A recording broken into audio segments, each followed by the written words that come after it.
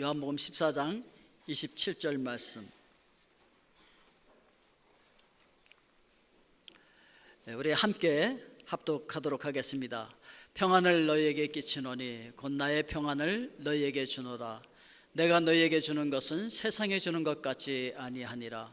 너희는 마음에 근심하지도 말고 두려워하지도 말라. 아멘. 어제에 이어서 오늘 또 1부, 2부 얼마나 은혜가 쏟아지는 시간이었는지 너무 감사합니다. 이제 또 3부 예배 시간에 다시 귀한 은혜의 말씀을 전해주실 우리 신혜사 선교사님, 그리고 우리 류승주 선교사님이 정말 세계 방방곡곡을 다니면서 더 큰 역사가 이루어질 줄로 믿습니다. 그리고 두 번 먼저 소개를 하고 시작합니다. 잠깐 일어나 주세요. 우리 신혜사 선교사님, 류승주 선교사님, 우리 박수로 맞아주시고요. 이렇게 알고 계시죠? 이분들은 굉장히 유명한 연예인들이에요. 굉장히 유명한 연예인들이고, 어떤 분이 그러더라고요. 텔레비전 화면으로만 봤을 때보다 훨씬 예쁘고 잘생겼다고. 이따가 아마 포토타임도 가질 수도 있을 것 같습니다. 오늘 지금 나오셔서 믿음으로 누리는 평안이라고 하는 제목으로 귀한 간증과 함께 말씀을 증거해 주시겠습니다. 우리 박수로 맞이하겠습니다.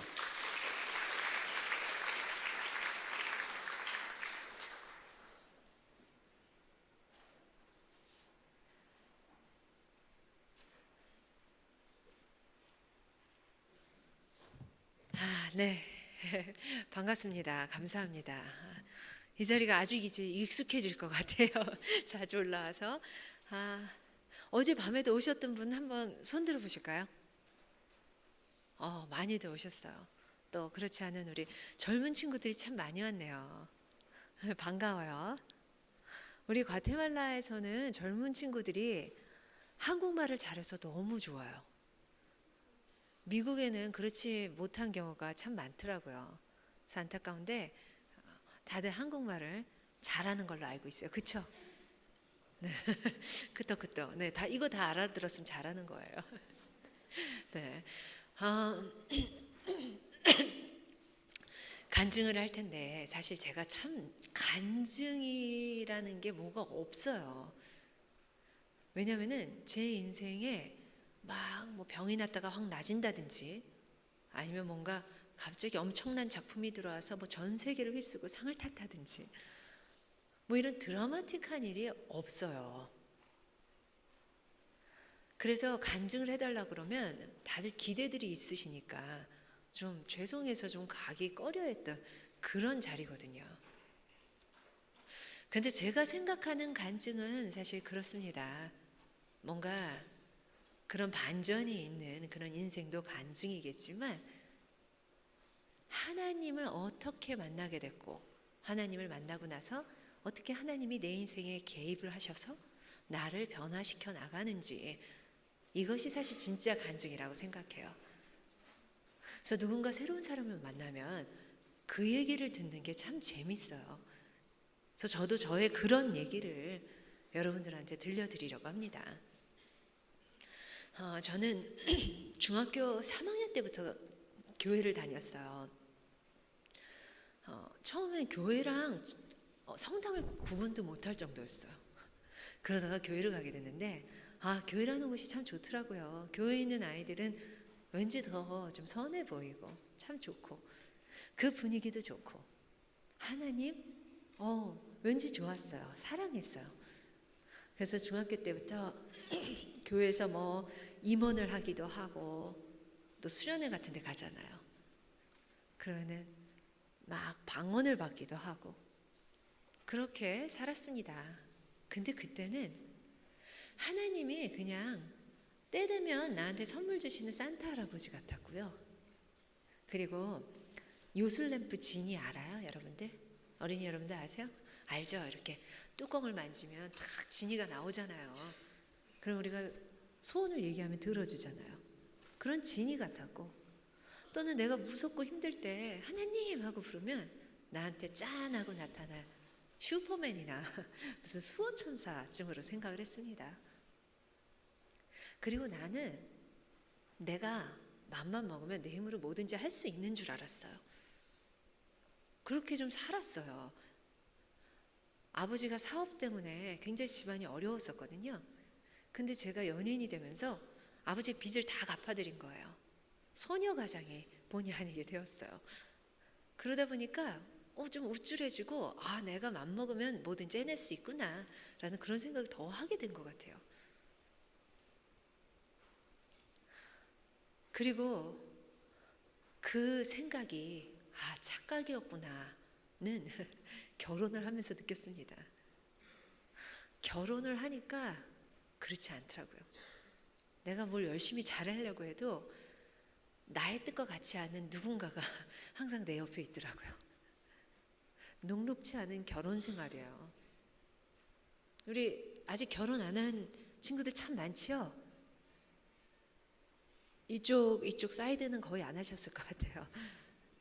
환상을 갖지 마세요. 기대를 갖지 마세요. 그럴수록 결혼 생활은 힘들어져요. 오히려 내가 누군가를 또 섬기는 그런 자리구나 라는 생각으로 시작을 하세요. 그런 좋은 점도 많은데요. 난 이런 결혼 생활을 해야지 하면 반드시 무너집니다. 기대와 환상을 갖지 마시라는 충고를 좀 드리고 싶어요. 그리고 아이를 낳았더니 더하죠. 정말 그 아이들을 위해서 난 뭔가 열심히 한다고 하는데 내 맘 같지 않아요. 내 뜻 같지 않아요. 아이들이 병이 날 수도 있고요. 또 위험에 처할 수도 있고요. 또 심리적으로 내 맘 같지 않게 그렇게 말을 안 들을 때가 많아요. 결혼을 하고 아이를 키우면서 하나님 앞에 내가 얼마나 무기력한 존재인지 많이 깨닫게 되었습니다. 그리고 난 내가 괜찮은 사람인 줄 알았거든요. 왜냐하면 별로 그렇게 티나는 죄를 지어본 적이 없었어요. 근데 해가 거듭할수록, 나이가 거듭할수록 죄다운 죄를 짓기 시작하면서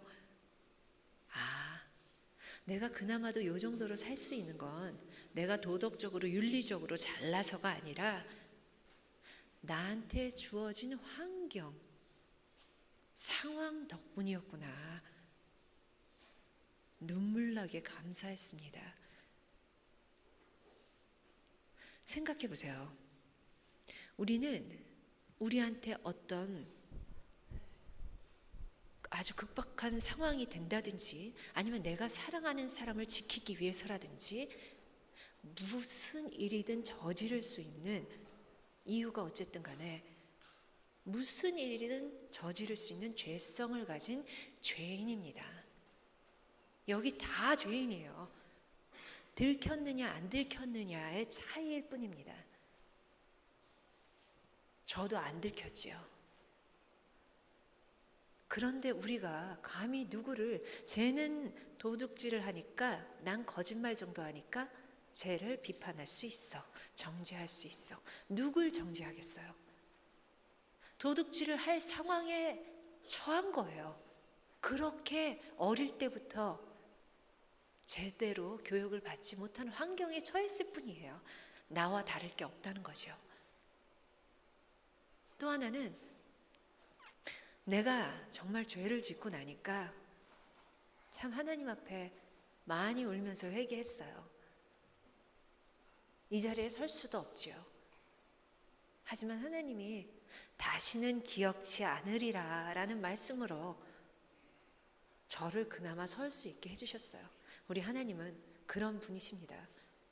여러분이 짓는 죄가 조그맣던 커던 주홍빛처럼 붉을지라도 하나님은 회개하는 순간 다시는 기억지 않으십니다.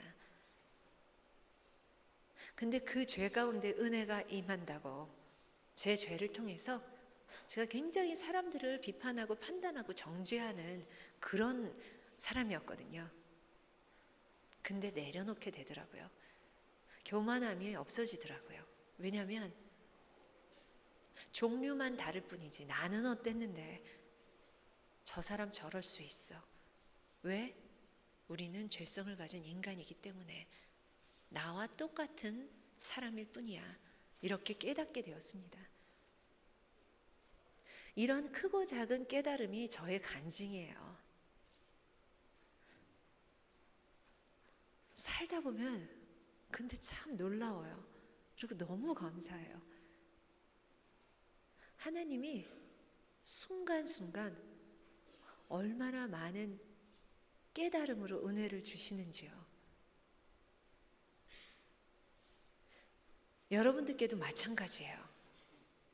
하나님이 안 주시는 게 아니에요. 와, 저 사람한테는 저런 은혜를 주시다니. 똑같이 주고 계십니다. 다만 못 볼 뿐이에요. 그 은혜를 경험하시는 여러분 되길 바라요.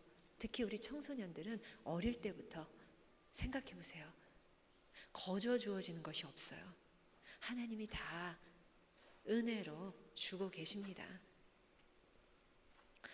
여러분들이 깨닫게 되거나 제가 깨닫게 되면 그 다음은 하나님이 주신 은혜의 깨달음을 받았으니까 우리가 해야 할 일이 있죠. 선택을 해야 됩니다. 하나님이 원하시는 선택을 해야겠죠.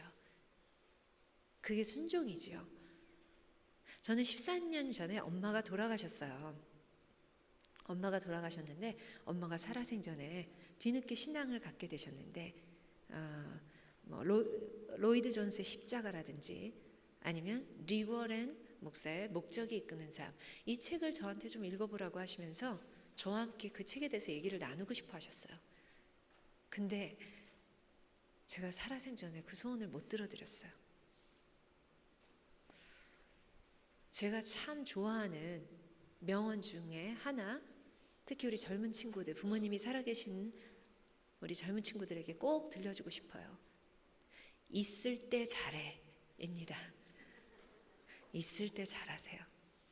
특히 나를 사랑하는 엄마 아빠가 하시는 얘기,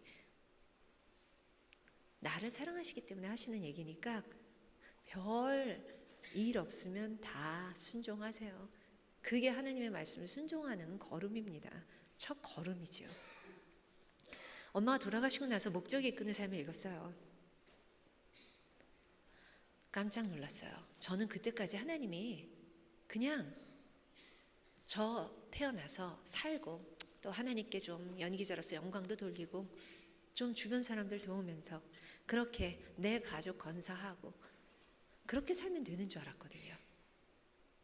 근데 아니라는 걸 깨닫게 되었어요. 아, 하나님이 나를 지으신 이유가 있으시구나. 목적이 있으시구나. 를 깨닫게 되었습니다. 여러분 한 분 한 분을 만드신 목적이 있어요. 여러분의 성격, 여러분의 환경, 하다못해 외모까지 다 목적하심을 위해 만드셨다는 거죠.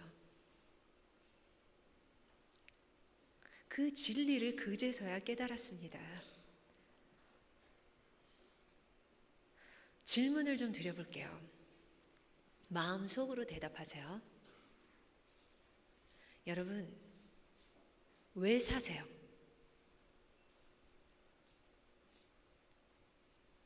어떻게 사는 게 잘 사는 건지 알고 계시나요? 여러분, 뭐에 사로잡혀 사시나요? 어젯밤에 오신 분들께 말씀드렸지만요.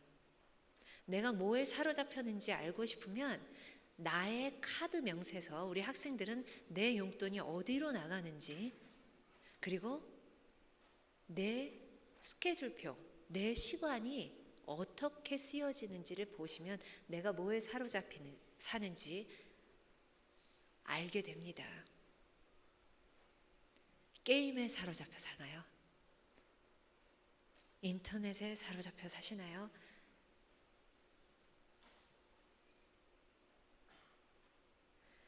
우리가 힘들게 어디론가 열심히 달려가고 있어요. 어른들만 힘든 게 아니에요. 사실 학생도 힘들어요. 공부하랴, 부모님 말씀 들으랴, 사춘기가 오면 자기는 더 힘들어요. 이따 우리가 부모 교육할 때 거기에 대해서는 더 얘기를 나누겠지만요. 아무튼 다 어렵습니다. 우리 부모님은 더 그렇죠. 가족을 먹여 살려야 된다는 것 때문에, 책임져야 된다는 것 때문에 어깨에 늘 무거운 짐을 지고 외롭게 힘들게 달려가고 있습니다. 근데 잠깐 멈춰서 보세요. 그리고 주위를 둘러보세요. 내가 달려가는 길이 그게 맞는 방향인가요? 우리의 시작점은 다 똑같습니다. 하지만 내가 가야 할 방향이 잘못되어 있다면 그 끝은 되돌이킬 수가 없어요. 굉장한 차이가 생깁니다. 제대로 된 방향으로 달려가고 있으신가요? 인생에는 두 가지 길이 있다고 얘기해요. 어떤 분들은 좁은 길이 있고 넓은 길이 있다고 얘기하고, 오르막길이 있고 내리막길이 있다고도 얘기합니다. 다 맞지요. 저는 한 가지 더 보태고 싶어요. 가고 싶은 길과 가야 하는 길이 있다고 생각합니다. 제가 목적이 이끄는 삶을 읽기 전까지 연기자 생활을 하면서 가고 싶은 길을 갔었습니다. 물론 연기자는 제 밥 먹고 살아야 되는 직업이기 때문에, 또 제가 좋아하는 직업이기 때문에 늙어서도 계속 할 거예요. 한국에 돌아가면 텔레비전에도 나올게요. 그런데 그건 내가 가고 싶은 길이었습니다. 거기에 한 가지 더 가야 하는 길에 발걸음을 띄워야 한다는 것을 알았어요. 그걸 깨닫게 되니까 많은 것이 선명해졌어요. 뭔가 내가 좀 알 수 없는 질문들이 많았거든요, 하나님께. 하나님, 저를 연기자로 세우셨으면, 하나님, 연기자로서 영광 받으시려면 저 좀 더 세계적으로 유명해져야 되는 거 아닌가요? 근데 그렇지 않았어요. 하나님이 능력이 없으셨겠어요? 아니라는 거죠. 내가 가야 할 길이 아니었던 거예요. 물론 연기로 하나님께 영광 돌릴, 연기자로서 가야 할 길을 가는 그런 연기자들도 있겠죠. 하지만 저는 아니었습니다. 그러고 났더니 많은 궁금증이 해결됐어요. 아, 하나님은 나한테 연기로서 영광 받으시려는 게 아니었구나. 다른 길이 나한테 있구나. 아, 하지만 그게 나의 유명세와 관계는 있겠구나. 하나님이 날 유명하게 만드셨으니까. 그리고 내 성격, 내 환경, 내 외모, 내가 아이들을 이렇게 좋아하는 거, 이 모든 것들이 뭔가 하나님의 길과 통하겠구나 라는 막연한 생각만 들 뿐이었어요. 그리고 기도했죠. 근데 하나님은 이미 저를 창조하실 때부터, 아니 태초 전부터 저를 향한 계획이 있으셨어요. 깨닫고 구했을 뿐인데 하나님이 그때부터 길을 열어 보여주시고 손수 저를 데려가 주시더라고요. 여러분들 가고 싶은 길을 가고 있으신가요? 이제는 방향을 틀어서 가야 할 길로 향할 때입니다. 그 가야 하는 길은 나 혼자 잘 먹고 잘 사는 길이 아니에요. 어젯밤에 말씀드린 그 강도 만난 자들과 함께 그들을 살리면서 가야 하는 그 길입니다. 제가 그걸 깨닫고 나서 컴패션이란 단체의 홍보대사가 되게 되었어요.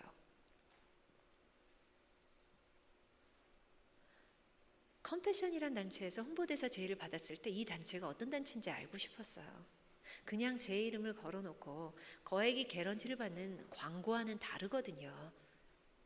제 이름을 걸고 좋은 마음을 가지신 분들한테 그냥 돈을 이렇게 받는 그런 NGO 단체이기 때문에 그분들의 그 좋은 마음에 책임이 느껴졌어요. 그래서 한 번도 NGO 단체 홍보대사를 한 적이 없어요. 안 믿어져서. 근데 그때는 이상하게 마음이 동했어요. 어떤 단체인지 알아보고 싶다는 마음이 들었습니다.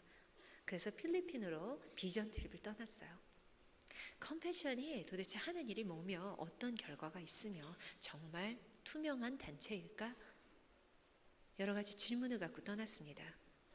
그리고 그곳에서 하나님이 저에게 보여주셨고, 이 단체를 통해서 정말 전 세계 어려운 나라에 있는 제3세계 국가에 있는 그 아이들에게 희망을 줘야겠다. 하나님을 아는 아이로 자라게 해줘야겠다. 라는 결론을 안고 돌아왔습니다. 제가 그 전까지는 가난이라는 것은 그냥 못 먹고 못 입는 건 줄 알았거든요. 근데 컴패션을 통해서 본 가난은 그게 아니었어요. 못 먹고 못 입는 것도 가난이었지만 그거보다 더 큰 가난이 있었습니다. 자신에게 그 어떤 기회조차 없이 그냥 이렇게 자라서, 이렇게 태어나서, 이렇게 다시 죽어가는 것, 이게 전부인 줄 아는 그 기회조차 없음이 가난이었어요. 하나님의 그 특별한 계획과 하나님의 그 특별한 사랑이 나한테 임한다는 것조차 모르고 죽어가는 그것이 가난이었습니다. 그래서 선교들을 가시는 거겠죠. 그리고 컴패션 활동을 열심히 하면서 누가복음 10장 27절의 말씀의 비밀을 알게 되었어요. 내가 누구를 도왔더니 그건 내가 돕는 그 사람을 위해서 하나님이 이 명령을 주신 게 아니구나. 이 명령, 말씀에 순종해서 나아갔더니 내가 돕는 그 누군가도 사는 거지만 결국은 내가 사는 일이었구나. 이 말씀은 하나님이 나를 살리려고, 이 말씀을 듣고 순종하는 나를 살리려고 주신 말씀이었구나. 그 비밀을 깨닫게 되었습니다. 그리고 저는 입양을 하게 되었어요. 제가 낳은 아들이 20살짜리 아들이 있거든요. 그리고 그 밑에 11살, 9살 두 딸을 입양했습니다. 처녀 때부터 아이가 집에 많았으면 좋겠다라는 생각에 입양을 꿈꿨어요. 근데 아이를 키우다 보니까 너무 많은 건 힘들겠구나 라는 생각이 들고, 낳아보니까 보통 일이 아니었어요. 입덧도 너무 심했고, 그냥 이제는 입양을 하자, 그러저러한 생각 때문에 입양을 했어요. 하지만 그것조차 하나님의 계획이시고 섭리이셨음을 믿습니다. 우리 두 딸은 제 동역자예요. 자기들이 입양된 거 알아요. 그리고 굉장히 기뻐해요. 입양이 됐다는 것 때문에. 그리고 입양이 되지 못하는 많은 그런 아이들을 안타까워해요. 진심으로 눈물을 흘려요. 그리고 저한테 카드 써요. 엄마 입양해줘서 고마워. 근데 그게 입양해줘서 고마워 이런 슬픔의 감정이 아니고, 입양해줘서 고마워. 나도 입양할게 엄마. 입양됐다는 거 말해줘서 고마워. 최근에 이런 카드 써줬어요. 정말 기뻤죠. 근데 우리 큰딸이 굉장히 겁이 많아요. 그래서 자다 깨면 꼭 저한테 와요. 어느 날 밤 또 저한테 왔어요. 그래 자자 하고 이렇게 두들겨주고 이렇게 얼핏 새벽녘에 보는데 아가씨가 누워있어요. 11살인데 키도 크고 정말 처녀가 됐어요. 두들겨주면서 바라보는데, 우리 예은이, 예진이 내가 입양 안 했다면 어디서 어떻게 자라고 있었을까? 이 비슷한 모습이었을 텐데, 그 생각을 하면서 소름 끼쳤습니다. 무서웠어요. 그리고 또 하나 드는 생각은, 우리 예은이, 예진이가 복지원에 아기가 태어나자마자 가는 곳이, 부모가 키울 수 없게 되면 가는 것이 복지원이에요. 거기서 2돌까지 자랍니다. 예은이, 예진이가 많이 누워 있었거든요.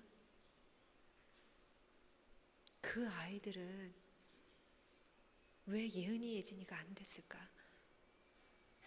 걔네들 지금 예은이, 예진이처럼 자랐을 텐데 어디서 어떻게 자라고 있을까? 그 마음이 들었어요. 너무나 마음이 아팠습니다. 새벽에 혼자 부흥회했어요. 하나님, 제가 그 아이들을 위해서 뭘 할 수 있을까요? 하나님, 저를 써주세요. 울며 기도했습니다.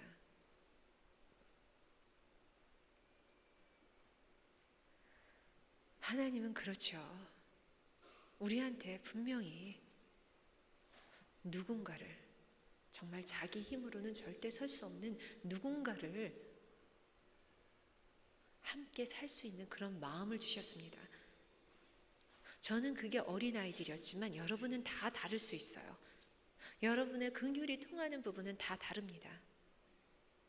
그 부분을 찾으세요. 그리고 함께 살아가세요. 그게 바로 가야 하는 길입니다.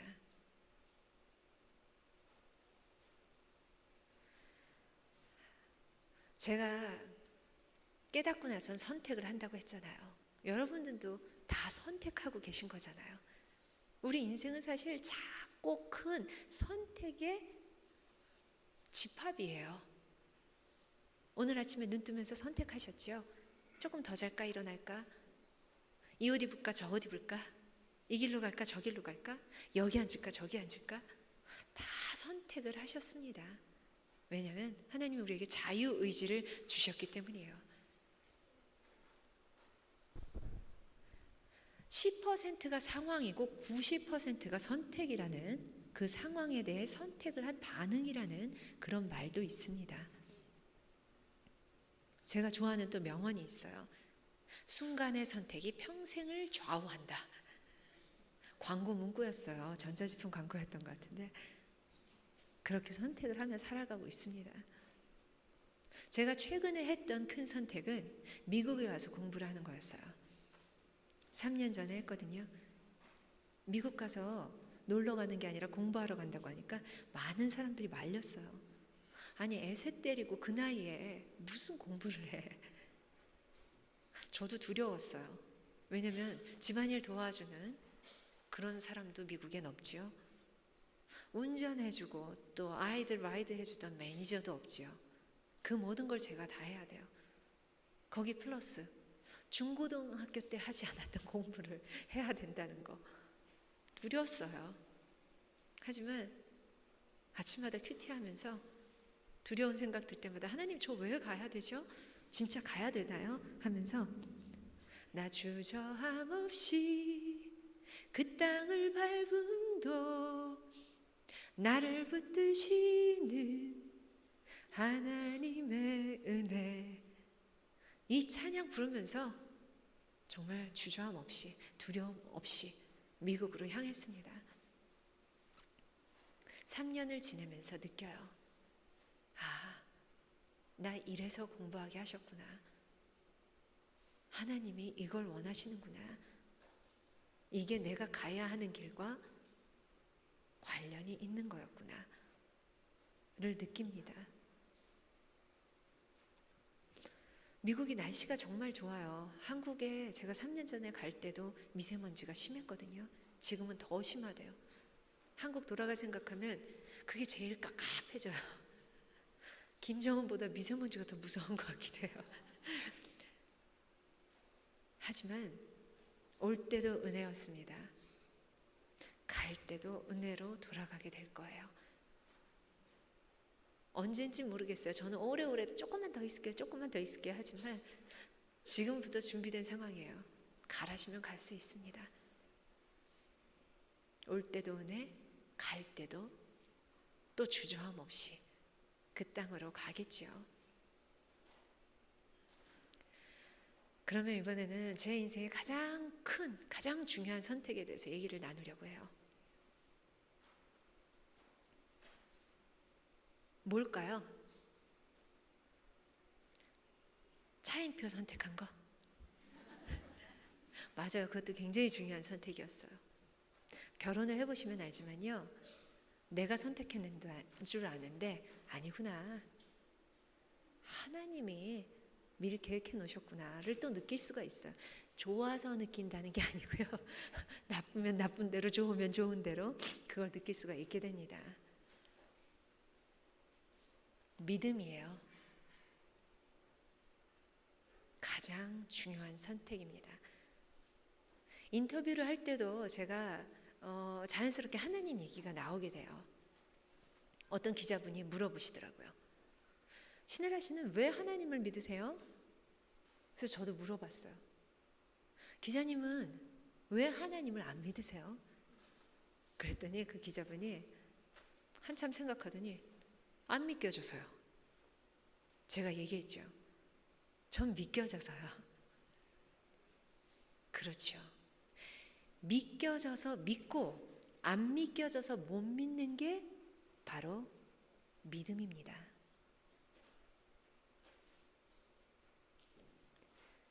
하나님이 세상을 창조하시고 세상을 이처럼 사랑하사 죄로서 죽을 수밖에 없는 우리 한 사람 한 사람의 죄 때문에 우리를 살리려고 그 귀한 독생자 예수님을 보내시고 십자가에 못 박혀 돌아가시게 그냥 보내셨나요? 정말 우리라면 생각해낼 수 없는 방법. 인간의 형상으로 태어나되 인간처럼 죄는 없어야 한다라는 원리하에 동정녀 마리아를 택해서 성령으로 잉태하게 하셨습니다. 그게 사도신경이에요. 사도신경은 매번 우리의 믿음을 고백하는 거예요. 어떤 믿음? 우리가 믿으려고 믿은 게 아니고 하나님이 값없이 주신 그 믿음을 고백하는 게 사도신경이에요. 사도신경 고백할 때마다요, 하나하나 씹으세요. 의미를 생각하세요. 왜냐하면 우리가 그걸 믿게 해주셨거든요. 내가 아무리 안 믿는 사람한테 지금 큰 돈을 드릴 테니 믿으세요 하면 그 사람이 믿을 수 있을까요?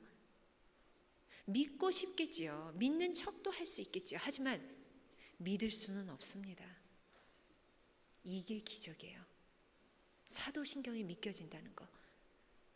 동정녀 마리아에게 태어나게 하시고 십자가에 우리의 죄 때문에 못 박혀 죽으시고 장사한 지 사흘 만에 죽은 자 가운데서 다시 살아나시고 부활 승천하시고 다시 오실 거, 이거 믿어지는 거 기적이에요. 사실 우리 주변에 기적이 너무나 많습니다. 죽었다 살아나는 거요? 기적이죠. 하지만 죽지 않고 오늘 아침에 눈 뜬 거, 우리 모두 경험한 똑같은 기적입니다. 지금 이 자리에 와서 앉으신 거, 제가 이 자리에 서서 여러분들께 이런 말씀을 전하고 있는 거, 이거 기적이에요. 이런 순간순간의 기적을 그냥 노멀한 일로 받아들이지 마세요. 하나님의 기적의 은혜를 베푸시기 때문에 이 순간 이렇게 와서 앉아 있으실 수 있는 거예요. 그 은혜 또한 보시는 여러분들 되시길 바랍니다. 그럼 이건 값없이 주어진 우리가 선택한 믿음이 아니에요. 하나님이 주신 믿음이에요. 그러면 나는 뭘 믿을 것인가?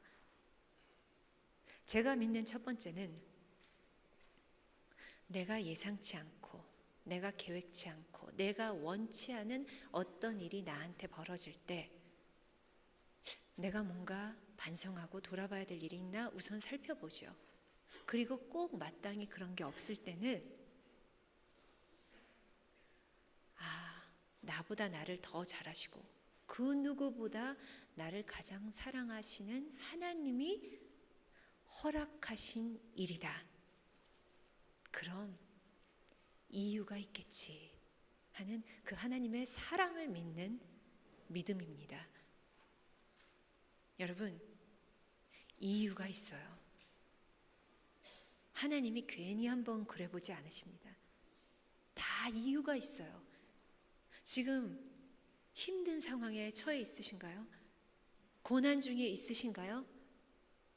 이유가 있어요. 그 순간엔 몰라요. 우리는 시간이 지나야 알 수 있습니다. 하지만 믿으세요. 이유가 있습니다. 그럴 때 평안이 생겨요. 복이 임해서, 세상이 주는 행복이 임해서 우리에게 평안이 생긴다면 그 평안은 순식간에 빼앗길 수 있습니다. 우리 학생들 원하는 좋은 대학에 갔지요. 누군가는 떨어졌다는 얘기예요. 세상의 행복과 축복은 그렇게 동전의 양면 같아요. 아프다가 건강해져요. 돈이 없다가 돈이 있어져요. 돈이 없어질 수도 있고 또 다시 아플 수도 있습니다. 저 같은 경우는 갑자기 무슨 좋은 작품을 하게 됐어요. 막 인기도 많고 광고도 많이 하게 돼요. 누군가는 그 작품을 못 하게 됐다는 얘기죠. 그게 세상의 복이에요. 그걸 따르시겠어요? 똑같이 세상 사람과 함께 그걸 추구하시겠나요? 아니에요. 하나님은 물론 그 복도 주실 수 있습니다. 하지만 하나님이 주시는 복은 그 어떤 상황도 그 누구도 빼앗을 수 없는 평안이에요. 그게 축복입니다. 1800년대 시카고에 어떤 사람이 있었어요. 그 사람은 부자였어요. 그런데 어느 날 자기 사업체가 다 불타버렸어요. 아내가 병이 생겼습니다. 그래서 잠시 쉬고자 아내와 4명의 딸들과 함께 여행을 떠나기로 해요. 근데 그 사람이 섬기던 교회마저 불타게 됐어요.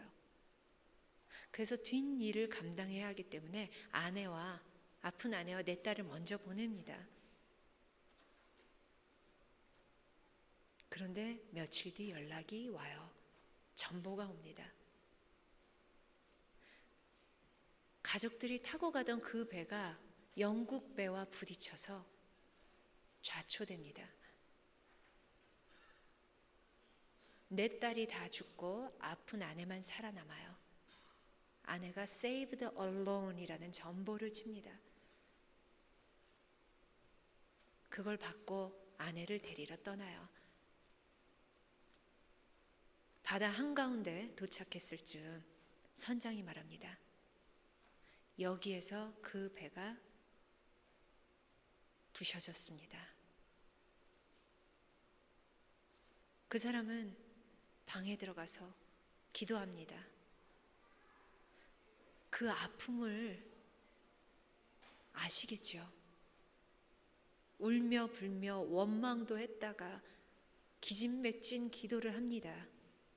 밤을 새고 피땀이 흘릴 수 있는 그런 기도를 합니다. 그런데 새벽녘에 그 사람에게 평안이 임해요. 그리고는 시를 한 편 적습니다. 그 사람의 이름은 스팻포드예요. 그리고 그 시는 아주 유명한 찬송가가 됩니다. 내 평생에 가는 길 순탄하여 늘 잔잔한 강 같든지 큰 풍파로 두렵고 어렵든지 나의 영혼은 늘 평안해. 세상은 상상도 못하는 평안입니다. 세상은 어리석다고조차 얘기할 수 있는 그런 평안입니다. 하지만 그 평안이 임한다는 거죠. 하나님은 그 평안을 우리에게도 지금 계속 부어주세요. 그 평안을 느끼십니까? 안 주시는 게 아니에요. 스패포드에게만 주신 게 아니라는 거죠. 그것을 느끼느냐 못 느끼느냐는 우리의 선택입니다. 두 번째 제가 믿는 것은 우리가 살다가 오늘이 될지 정말 1년 뒤가 될지 10년 뒤가 될지 알 수 없죠. 올 때는 순서가 있었지만 갈 때는 순서가 없습니다.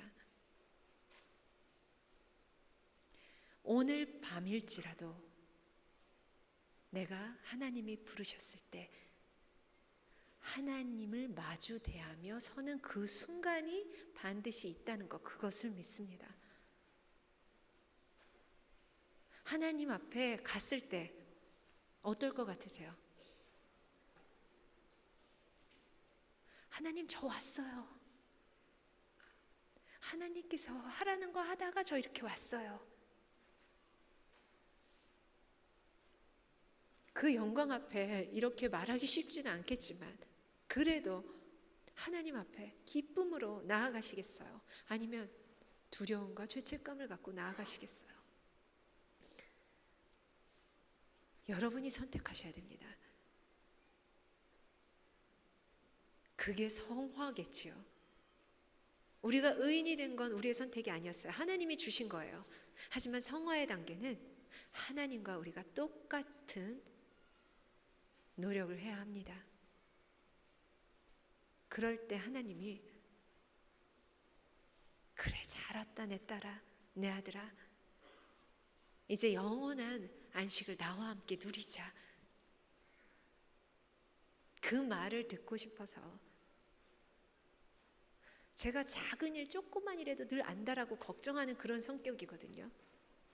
근데 제가 평안을 누린다는 것, 이기적인 제가 하나님 앞에 섰을 때 그 말을 듣고 싶어서 누군가를 돌아보며 살려고 노력한다는 것, 이게 기적이라는 거예요.